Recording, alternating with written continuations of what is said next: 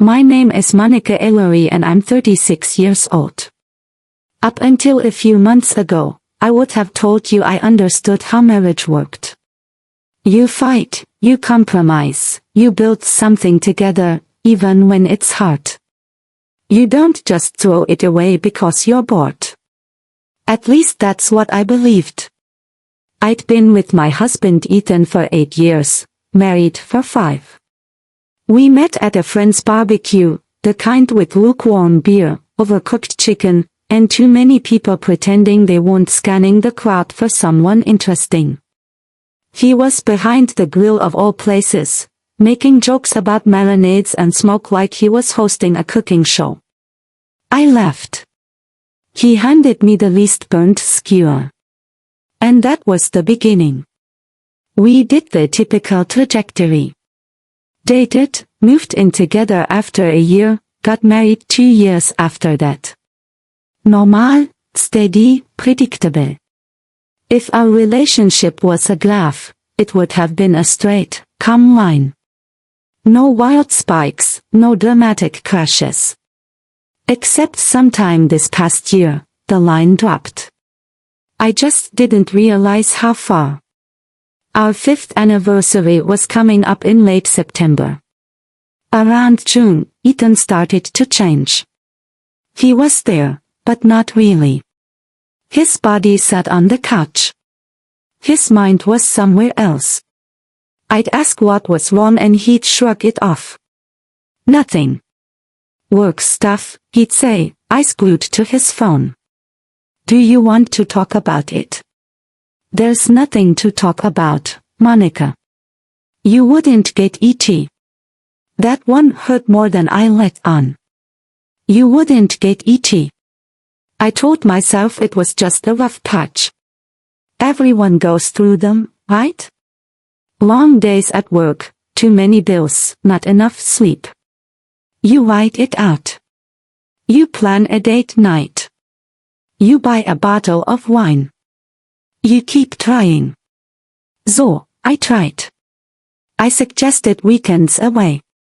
He said it wasn't a good time. I tried cooking his favorite meals. He picked at his food and scrolled through his notifications. I brought up counseling. He rolled his eyes and said, "We're not that bad." 2 weeks before our anniversary, he changed again. It was like someone had flipped a switch. He came home one evening, dropped his keys in the bowl by the door, and walked into the kitchen where I was loading the dishwasher. "So," he said, leaning against the counter like he was about to pitch a business idea.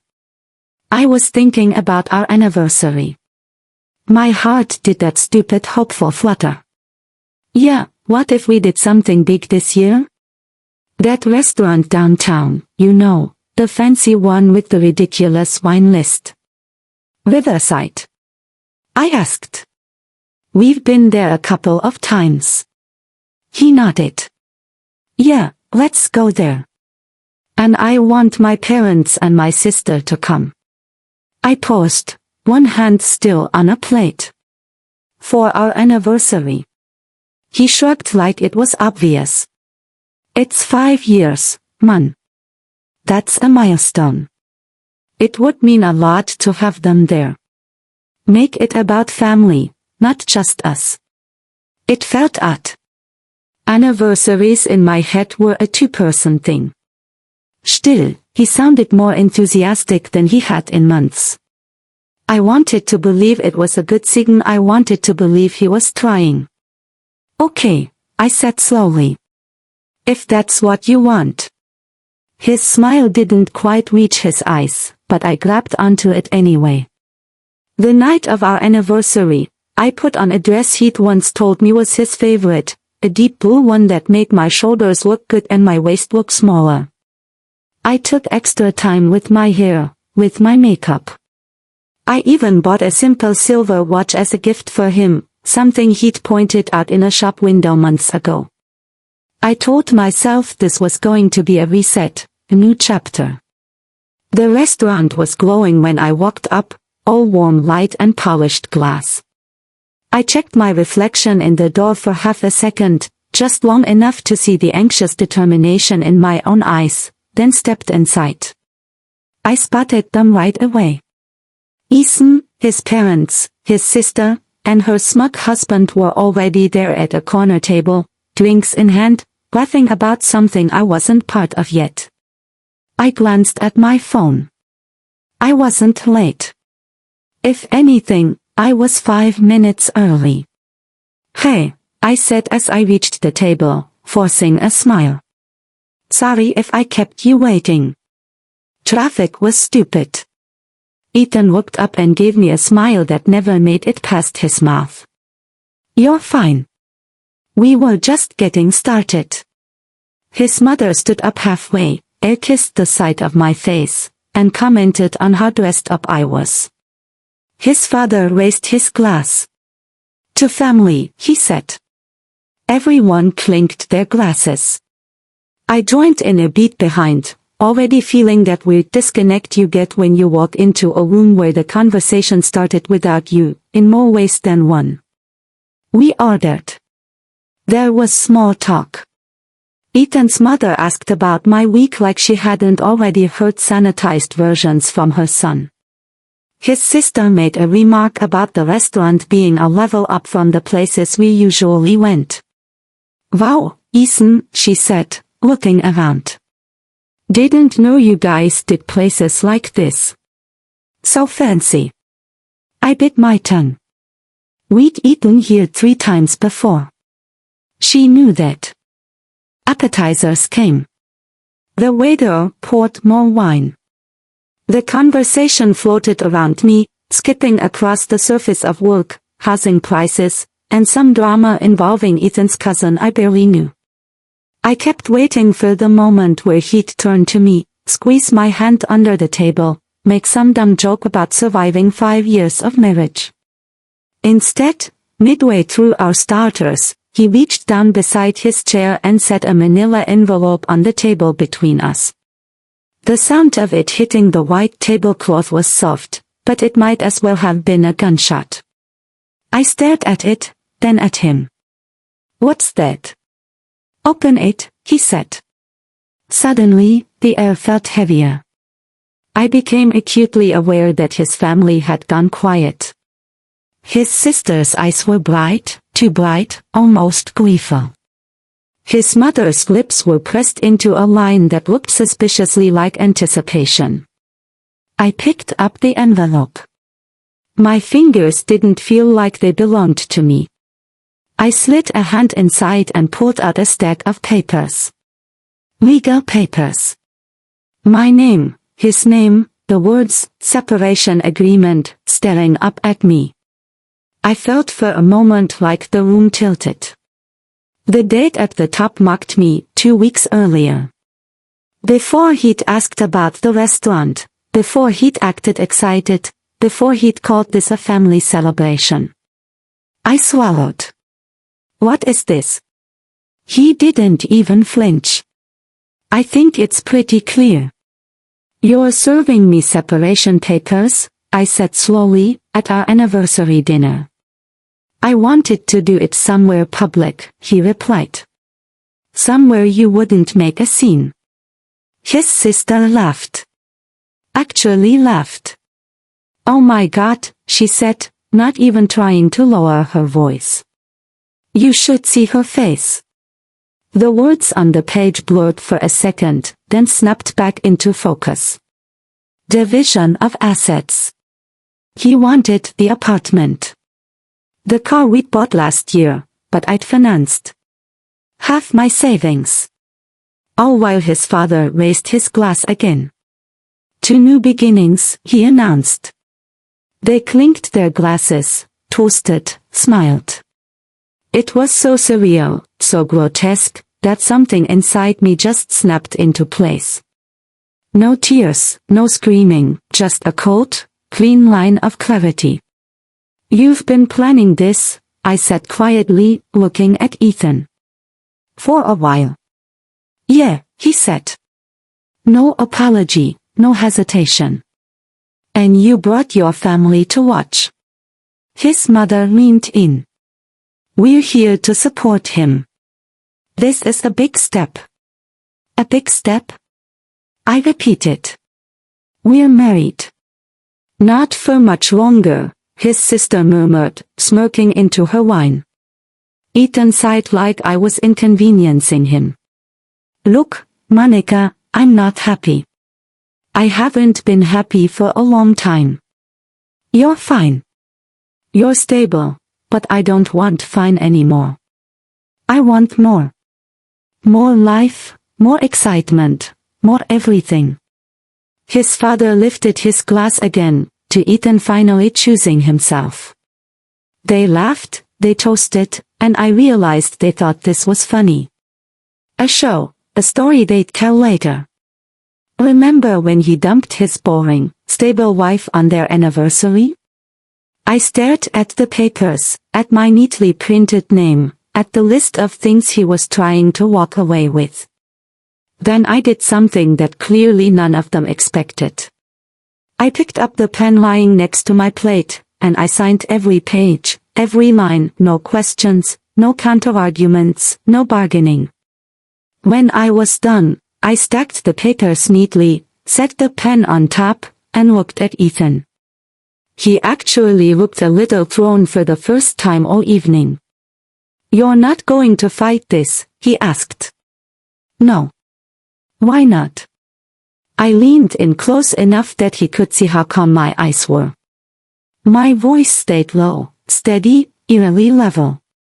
Because you just ended the only stability you ever had. His jaw tightened just a fraction. I stood up, left the small wrapped watch box on the table next to his untouched drink, smoothed my dress with hands that suddenly didn't shake anymore. Enjoy your celebration, I said. Then I turned around and walked out of the restaurant while his family sat there, frozen for half a heartbeat, unsure if they should still be smiling. Outside, the night air hit me like a slap. The city lights blurred at the edges as I made my way to the car. I drove home in silence, my hands locked on the steering wheel, replaying the way they'd raised their glasses over the ruins of my marriage. When I walked into our apartment, my apartment, it already felt different, like the air had shifted, like the walls knew something I was still catching up to. I didn't turn on all the lights. I just stood in the living room, staring at the framed wedding photo above the couch. The two of us grinning at each other like we were untouchable. After a long minute, I walked over, lifted the frame off the nail, and set it face down on the dining table. Not angrily, not dramatically, just done. The next morning, my eyes opened before my alarm. For a few seconds, I didn't remember why my chest felt heavy, why my throat was raw, why the apartment felt wrong. Then the memory slammed into me, rush of white tablecloth, clinking glasses, and my name printed on legal paper. I lay there staring at the ceiling, listening to the faint traffic outside, and the hum of the fridge down the hall. 5 years of marriage, 8 years together, reduced to a stack of papers and a toast to new beginnings. Happy anniversary to us. By the time my alarm actually went off, I'd already made a decision. I got up, took a quick shower I barely felt, pulled on work clothes that didn't quite feel like they belonged to me anymore, and made coffee strong enough to strip paint. On my way to the kitchen, I passed the dining table. Every framed photo that had hung on our walls was there now, laid face down in a neat, accusing mosaic, weddings, vacations, birthdays, holidays, all the proof people point to when they say, "But you looked so happy." I couldn't look at them. Not yet. I checked my phone. A flood of notifications greeted me. A text from an unknown number that I didn't have to guess about. His sister can't believe you just walked up like that. So dramatic. I blocked the number without replying. Another one, this time from his mother. We expected better from you. Ethan deserved a proper conversation, not theatrics. I blocked that, too. It was almost funny. They'd choreographed my humiliation in public, and somehow I was the one being scolded for theatrics. Then there was Ethan. We need to talk about logistics. I stared at that message for a long moment. The word, logistics, made my skin crawl. My life wasn't a shipment to be rerouted. I typed slowly, carefully, feeling each word anchor something inside me. Have your lawyer contact mine. 3 seconds later, my phone buzzed. Incoming call, Ethan. I declined another call. Declined again. Another text. You're being childish. My thumb hovered over the screen. I could feel the old reflexes kicking in, the urge to explain, to smooth things over, to make him see my side. I took a breath instead. I typed one final line. I'll respond through my lawyer. Then I turned off my phone, set it face down on the counter, and finished my coffee in silence. At 9:30 that morning, I sat in a conference room that smelled like toner and coffee, across from a man in a navy suit with kind eyes and an expensive watch. His name was David. He was my lawyer. He slid the separation papers across the table toward himself, adjusting his glasses. Did you read these before you signed? He asked. No. My voice sounded small even to me. I just signed. He looked at me for a beat, not unkindly, just assessing. You had a reason. I thought about Ethan's sister laughing, his father's raised glass, the eyes of strangers watching me like they'd stumbled onto free theater. He did it in a crowded restaurant, with his whole family. He said he wanted somewhere public so I wouldn't make a scene. Signing was the only power I had in that moment. David nodded like that made sense. Okay. Then this is where we get your power back, in a way that actually counts. He started flipping through the pages, methodically scanning each clause. His expression went flat in a way that somehow made me feel better. Well, he said after a few minutes, he or whoever drafted this for him is ambitious. I let out a humorless breath. That's one word for it. The apartment is in your name only, he asked. Yes. I had it before we got married. He moved in with me. And the car, financed in your name. He doesn't appear on the loan. Your savings accounts are separate. No joint accounts. We have a joint checking account for bills and day-to-day stuff. My savings are separate. David nodded again. Then he's requesting things he's not legally entitled to. Apartment, car, have your savings. No. The word felt like a warm blanket and a slap at the same time. I already signed, I said quietly. Does that mean I'm stuck? Not necessarily. He leaned back, folding his hands.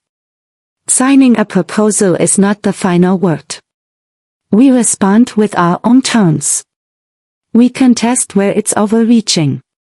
He doesn't get to just dictate reality because he brought a pen to dinner. I swallowed hard. What can we do? We offer a fair separation, he said.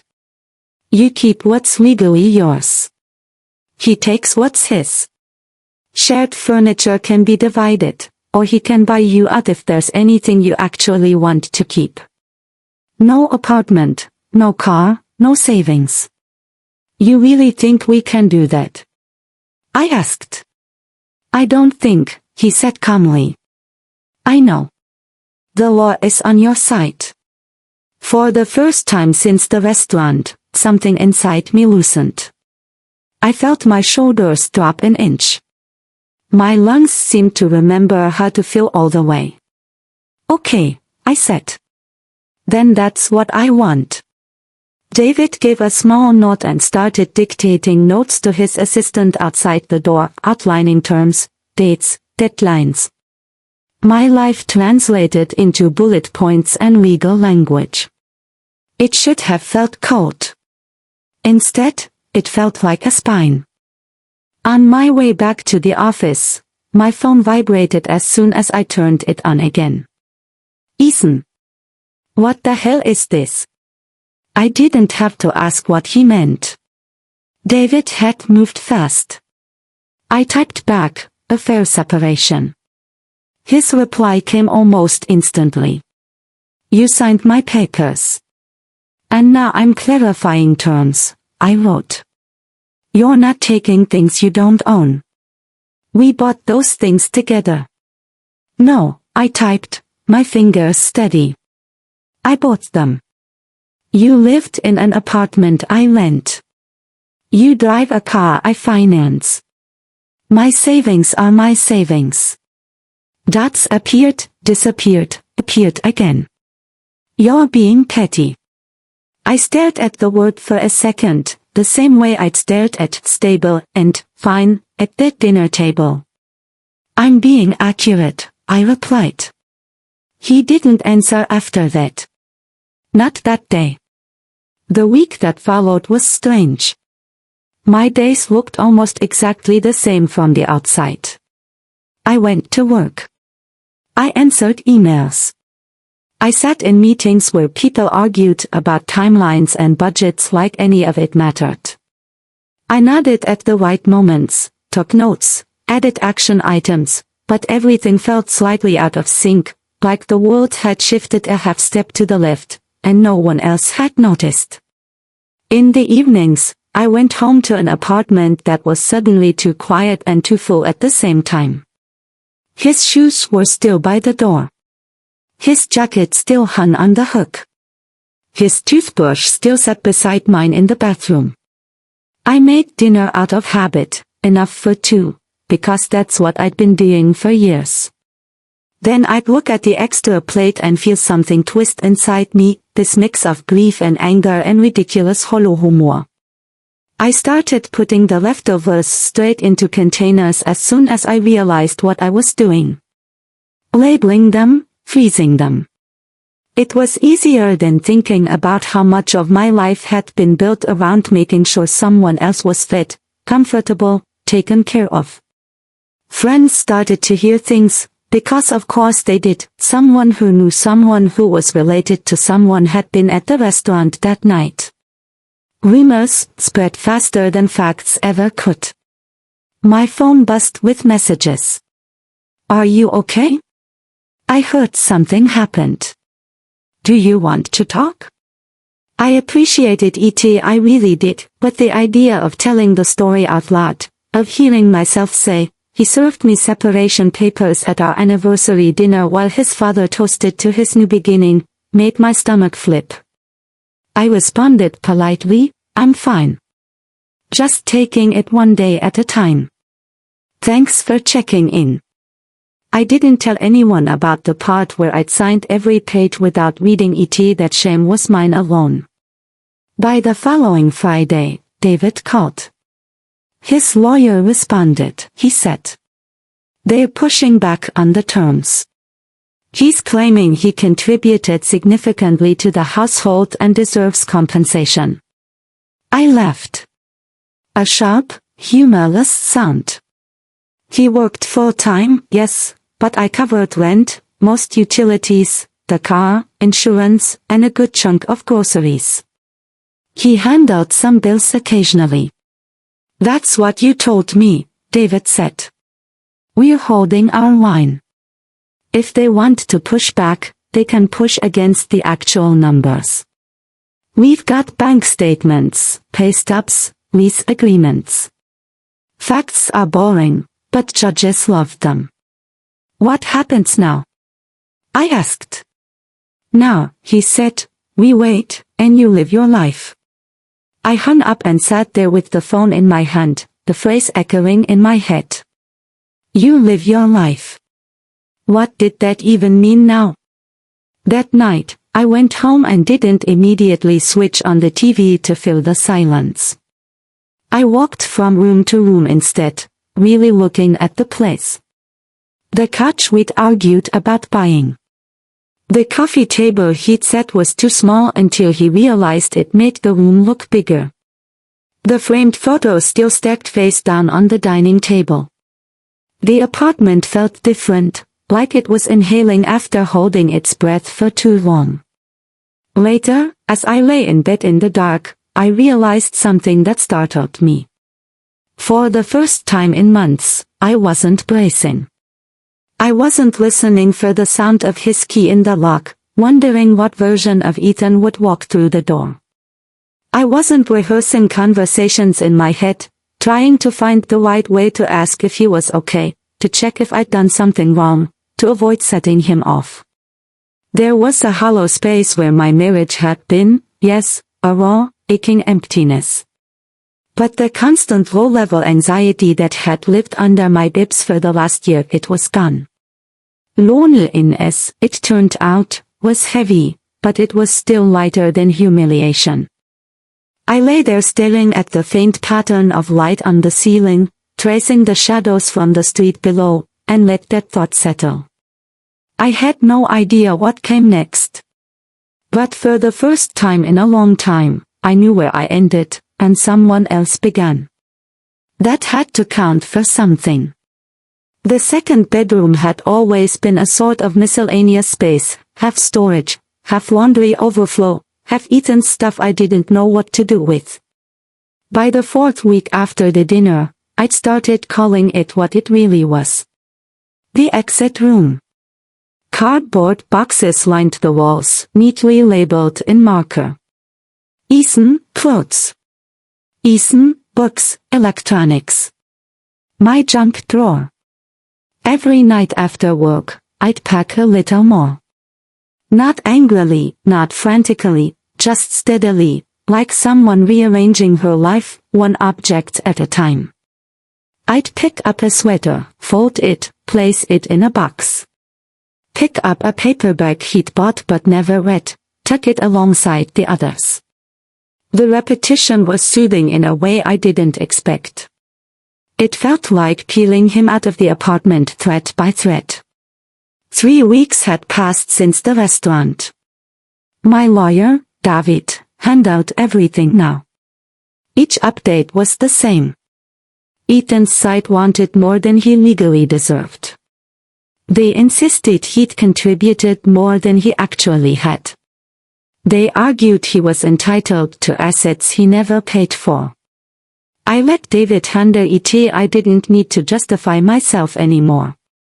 Still, the house felt different. Quieter, but not peaceful, like breathing after crying too hard. Some nights, I'd catch myself reaching for my phone to text Ethan something small, a joke, a meme, a random thought out of habit. Then I'd remember. The reflex stung every time. One night, as I taped another box shut, my hand brushed an old shoebox on the top shelf of the closet. Inside were cards from years ago, scribbled notes in Ethan's handwriting, birthday messages, I love you, written in a younger version of his voice. I stared at them for a long time, waiting to feel something. Nothing.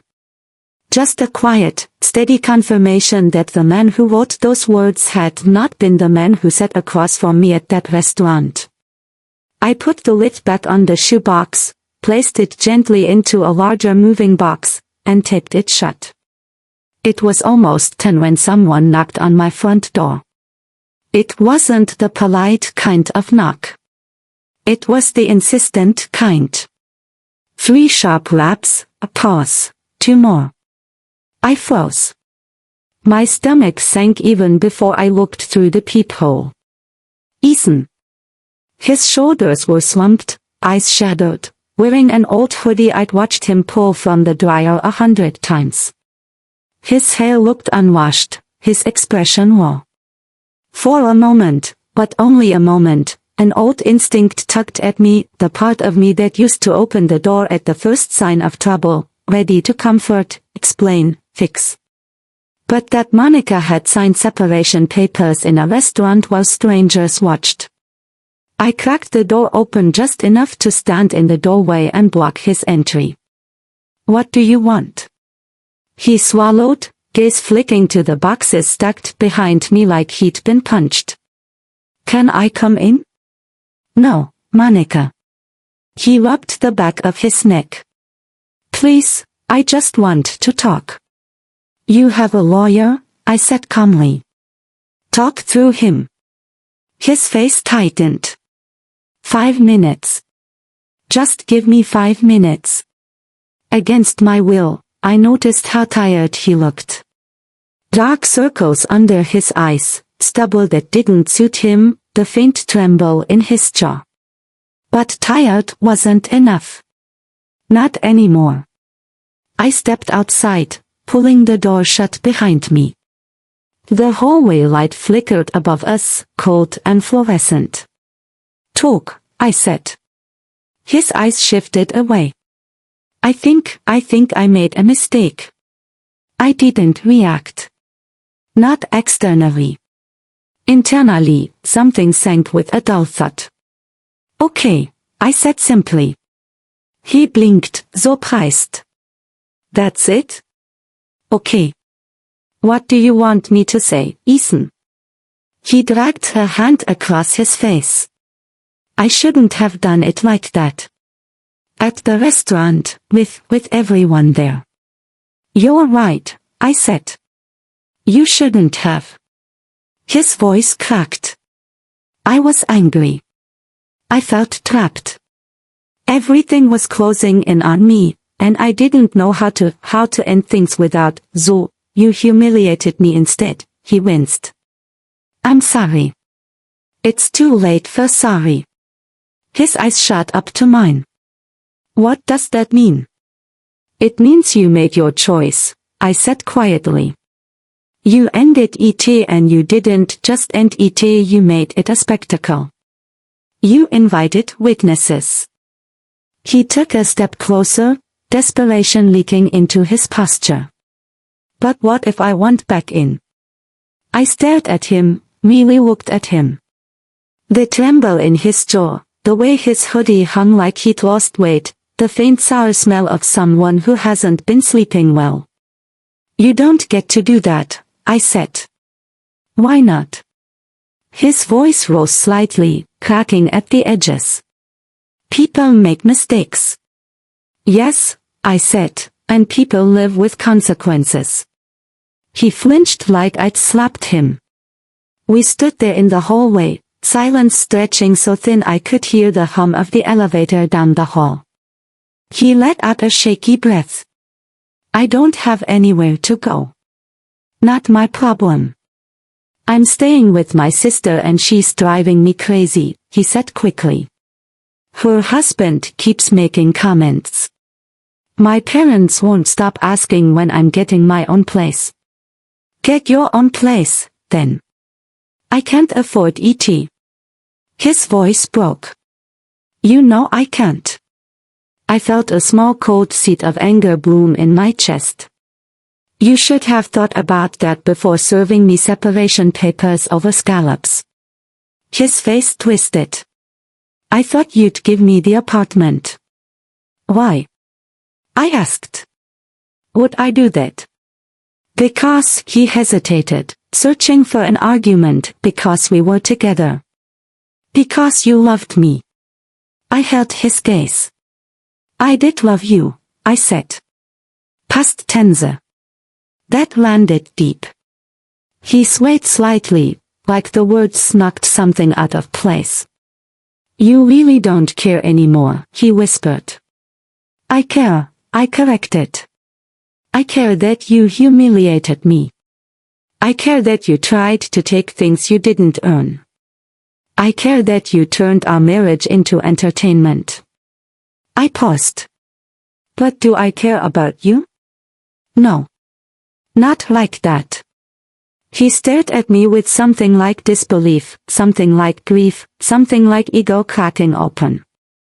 "You're cold." "I'm clear," I said. "There's a difference."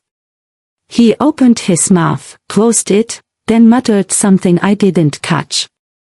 Without another word, he turned, walking down the hallway toward the stairwell. His shoulders hunched, his steps uneven. Only when he disappeared did I feel my hands start to shake. Not from fear. From adrenaline. Closing the door behind me felt like sliding a final bolt into place. Inside, the apartment was dim, the boxes standing like silent witnesses. I sank onto the couch, not the one he'd insisted on, but the one I liked, the one I'd chosen. I let out a long, shaky breath. Then I did something small, petty, liberating. I pulled up my phone, ordered takeout from the greasiest place nearby, the one Ethan always complained gave him heartburn. When it arrived, I ate straight from the container, curled up on the couch in the clothes I'd worn all day, watching a show he hated. I went to bed at midnight without worrying whether the light would wake him. Small freedoms. Small, delicious freedoms. And for the first time in months, maybe years, my sleep wasn't restless. 6 weeks after the dinner, that awful, surreal performance they'd called a celebration, my life had settled into something resembling normal. Not happy, not healed, but functional. I went to work. I cooked simple meals. I slept through the night more often than not. The apartment had grown quieter in a way that didn't feel hostile anymore. More like a newly vacated room airing itself out after years of holding its breath. I still had the boxes stacked in the second bedroom, Ethan's things, his ghost neatly compartmentalized. Every so often, I'd walk past that room and pause in the doorway, looking at the labeled stacks, feeling nothing, feeling everything. It depended on the day. By then, negotiations between our lawyers had turned into a sort of slow-motion tug-of-war. His side pushed claims about contributions and shared lifestyle investments, all of which David dismantled with facts, receipts, in an utterly unimpressed expression. Ethan's desperation was becoming increasingly obvious. Monica, it's Margaret. Ethan's mother. I froze. Her voice, usually so polished and clipped, sounded strained, tight, but not apologetic. Never that. I'm calling because Ethan is in a really bad place, she continued. You must know that. I stared across the parking lot at a delivery truck unloading cases of bottled water, listening as her voice wavered, not with grief, but with indignation. He's staying in a motel. He can barely afford food. He's lost so much weight. It's alarming. Pause. You could help him. There it was. Not even couched in pretend sympathy. Note, he misses you. Note, he regrets what he did. Just, you could fix this. I took the phone away from my ear, staring at it like the device had personally offended me. When I brought it back, her voice had sharpened. Monica, I know things were unpleasant, but family should take care of each other. You have the means. He needs support right now. The anger hit me like a quiet, steady flame. Not explosive, not uncontrolled, just clean. I waited until the voicemail ended, then hit call back. She answered on the first ring. Monica. Her tone was clipped, impatient, like she was a CEO waiting for an employee to explain an error. I assume you listened. I did, I said. My voice was calm in a way that made her stop mid-sentence. And I'm going to make this very simple. A beat of silence. Ethan, I said, was family. Past tense. He ended that. You don't get to erase the way he did it. He was overwhelmed, she shot back. People make mistakes. You're being cruel. Then came Friday night. I was in the kitchen seasoning salmon and swaying to some soft jazz music I'd never played when Ethan lived here, because he'd claimed it made him feel old. I lit a candle, poured myself a small glass of wine, and let the quiet settle around me like a warm blanket. That's when the knock came. Not frantic this time, not angry, but heavy. I felt it before I heard it. I wiped my hands on a towel, walked to the door, checked the peephole. Ethan. And he looked worse than he had 3 weeks earlier. Eyes red, skin pale, a sag in his posture, like he'd been held together with tape and someone had finally peeled a piece off. I opened the door halfway, blocking the inside with my body. What? His voice cracked immediately. I need help. What kind of help? He swallowed. His throat bobbed. Everything. I raised an eyebrow. Everything is not a specific request, Ethan. His breath hitched. I lost my job. I said nothing. He continued, words stumbling out. I missed too many days. I wasn't performing. My boss said I wasn't present. They let me go last week. And your sister? I asked, even though I already knew where this was going. She kicked me out yesterday, he said, shame coloring his voice.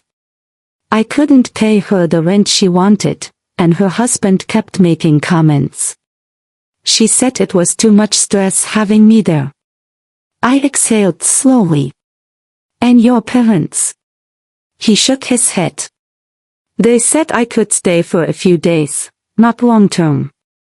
They want me to figure things out like an adult. My lips twitched. Not a smile, not sympathy, something colder. And you came here, I said. You're the only person I have left, he whispered. There it was. The truth he had tried so hard not to say. Not, I miss you. Not, I regret leaving. Not, I was wrong. Just, I have no one else to rely on. He took a shaky breath. Monica, please. I'm begging you. Just for a little while, just until I get back on my feet. My voice stayed steady. Let me get this straight. You humiliated me in public, tried to take my apartment, my car, my savings, refused reasonable terms, sent your family after me like I was the villain of your story. And now you want me to rescue you. His eyes filled with something raw. I know how it sounds, but I'm desperate. That's still not my problem. He blinked, stunned by the coldness of my tone. He wasn't used to this version of me, the one who'd stopped cushioning the truth for him. Where am I supposed to go? He whispered. I don't know, I said. Figure it out like an adult. He stared at me like I'd just shoved him into traffic. You're really going to leave me homeless? You left me humiliated, I said. We're even.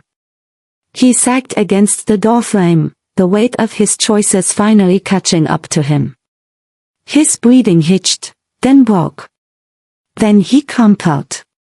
Not physically, but emotionally. His shoulders shook.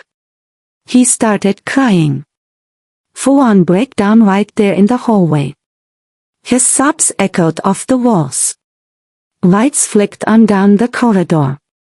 Neighbors peeked out of cracked doors. I stayed exactly where I was. Ethan, I said evenly. You need to leave. I can't, he choked out. If you don't leave, I will call the police. His head snapped up, eyes wide. You wouldn't. I pulled out my phone and started dialing. He stumbled back, wiping at his face. Fine, fine. I'll go. He turned down the hall, shoulders shaking, one hand pressed to the wall like he needed it to keep standing. When he reached the stairwell door, he didn't look back. Not once. I watched until he disappeared around the corner. Then I closed the door and leaned my back against it, letting the silence swallow the last echoes of his crying. For a moment, I just stood there, breathing slowly, letting my heart beat steady. Then I went back to the kitchen. The salmon was slightly overcooked, but I plated it anyway. I turned the gas back on, poured myself another inch of wine. By the time I sat at the small dining table, the apartment felt peaceful again, not untouched. His visit had left a residue, a tremor, but peaceful. I ate quietly, savoring the flavors, the quiet, the absence of emotional chaos. Later, I washed the dishes, lit another candle, and sat by the window with my drink, watching the city lights flicker like distant warnings or promises. I couldn't tell which. My phone stayed silent. No more knocking. No more crying. Just peace. It wasn't joy. Not yet. But it was mine. The voicemail came 2 days later, not from Ethan, but from the last person on earth I expected or wanted to hear from. I was at my desk at work when the missed call notification popped up. Unknown number.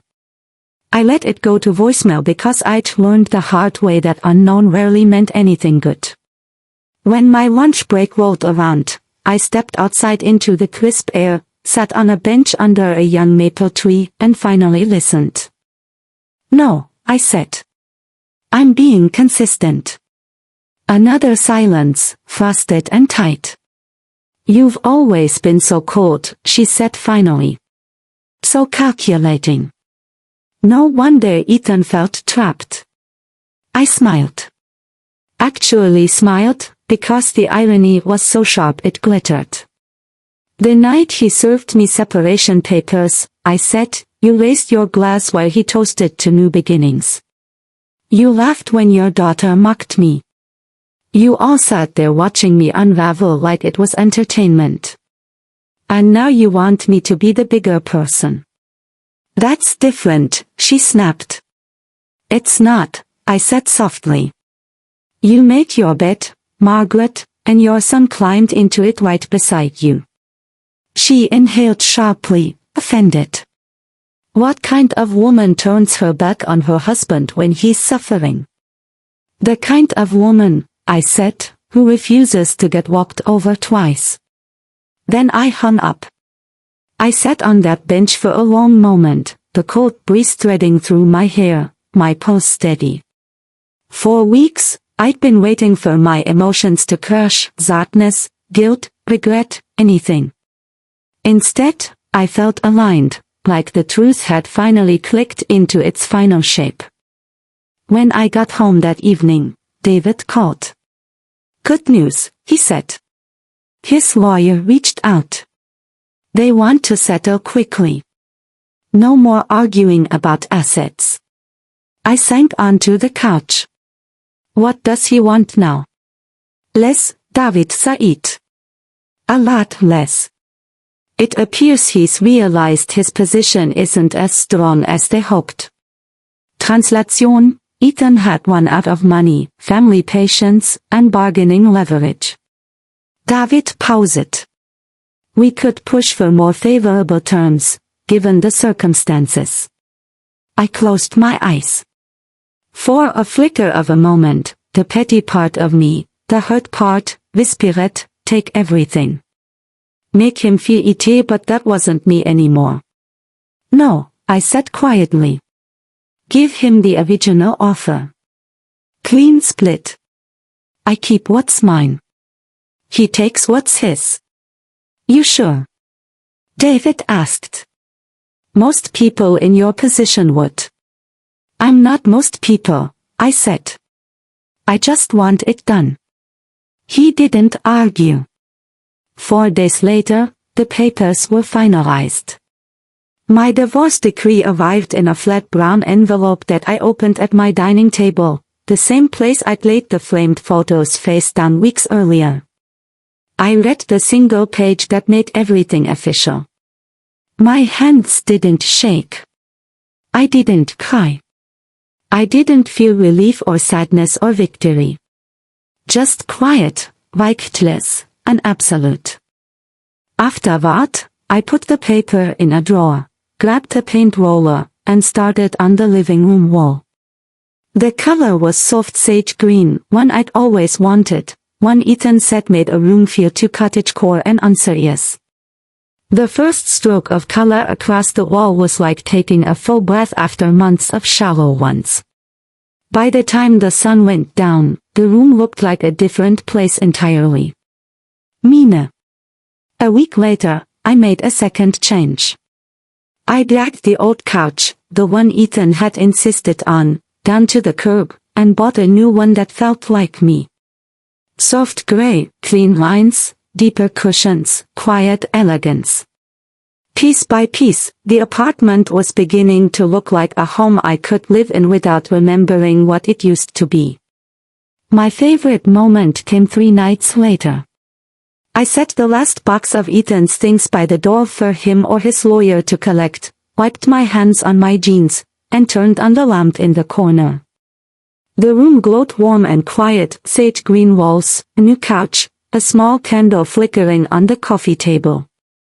The last remnant of him sat in a cardboard box by the door, waiting to be carried away.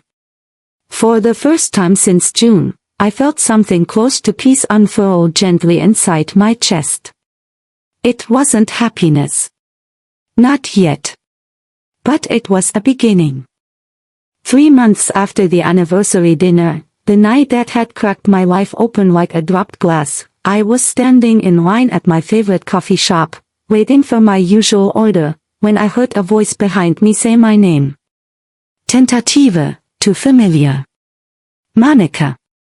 I turned. Ethan's sister, Kara, stood there holding a reusable cup and looking smaller. The smugness she wore like perfume was gone.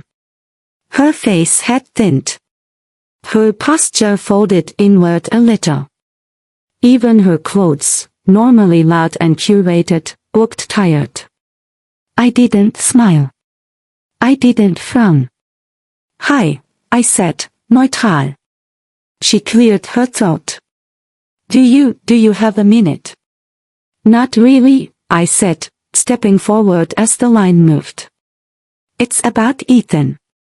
I stopped walking. Of course it was.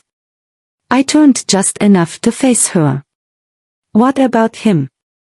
Her eyes darted around, checking who might overhear. He's not doing well. I thought you should know. I raised an eyebrow. Why would I need to know that? Because you were married, she said, like the word carried moral weight she had personally never believed in. Because you spent 8 years together. And then he ended it publicly, I said, with you laughing at the table. She didn't flinch exactly, but her cheeks flushed. I know. I know what we did was wrong. I waited. Silence can be more effective than words. Kara took a breath. It was his idea to do it at the restaurant. The rest of us, Mom, Dad, me, we went along with it because we thought it was better if he had support. And maybe because we didn't really think about how it would feel for you. You didn't think, I repeated. She flinched this time. It was awful, and I'm sorry. Truly. The apology felt like tossing a cup of water at a burning house after moving in next door to watch the flames. Still, it was more than I expected, she continued, voice softer. He's living with our parents now. He lost his job. He's working part-time at a retail store for barely above minimum wage.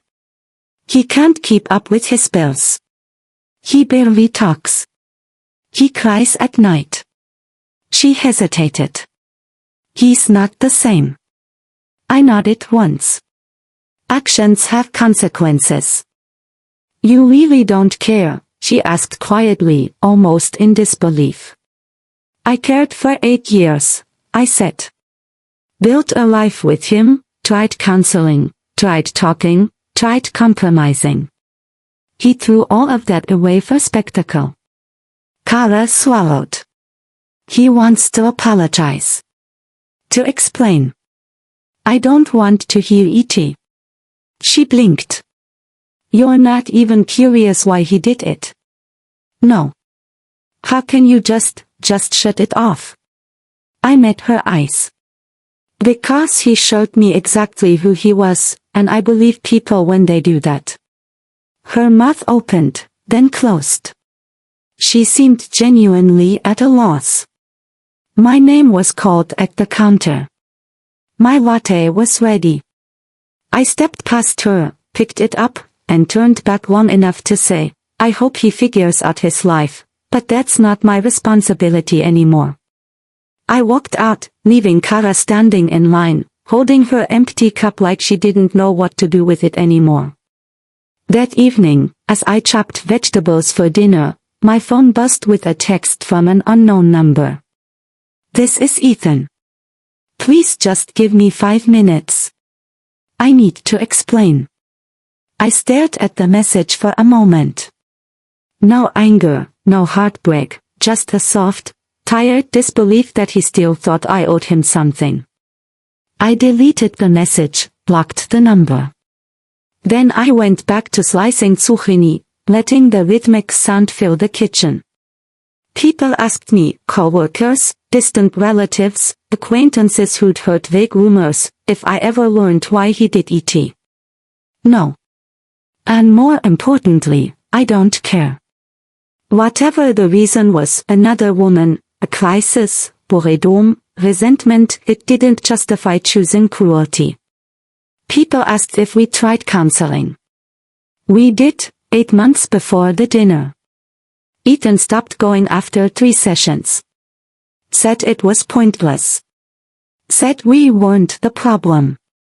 I kept going for 2 more months alone, until my therapist gently asked me whether I wanted to repair my marriage, or whether I wanted to be the only person willing to show up for it. People asked if his family ever apologized.